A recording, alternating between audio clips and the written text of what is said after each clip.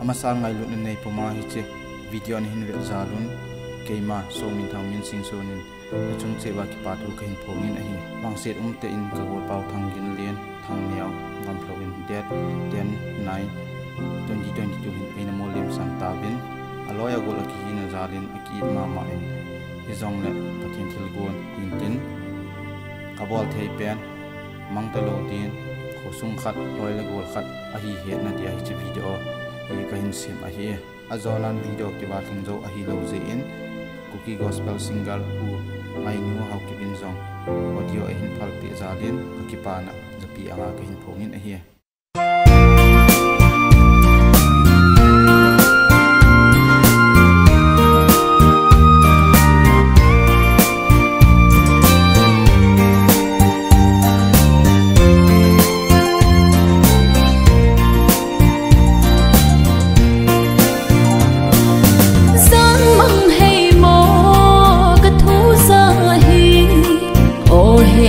sang âm phù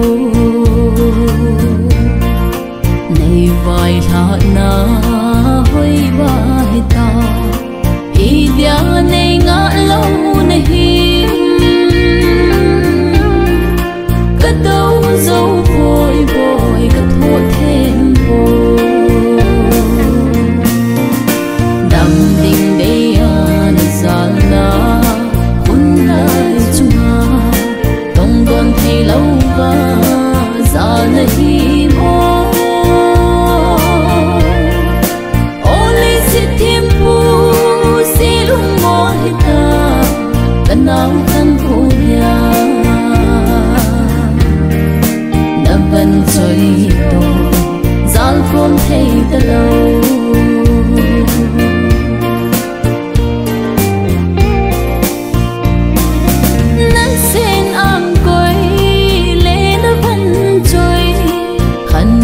tô lâu na hiền cầm trình khát ta vai hạ lâu vào thì mang na dính đến hít ta anh na vào lệ vội cả suốt thêm vội đam tình đây anh gian na còn thấy lâu và giờ này mô only sit thêm bu si lung mô ta cần nào thân phụ nhà đã vẫn chơi đồ gian không thấy ta lâu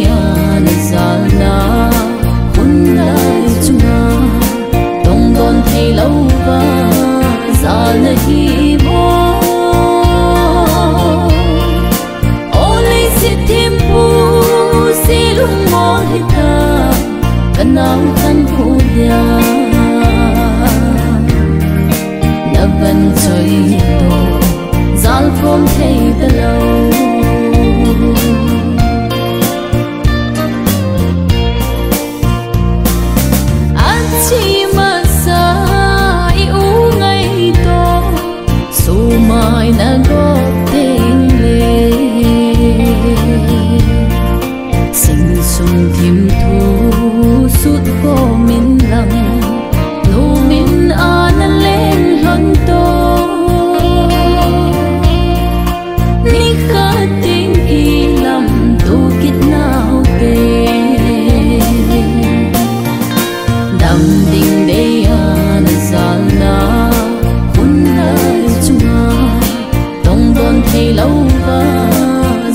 lệ bó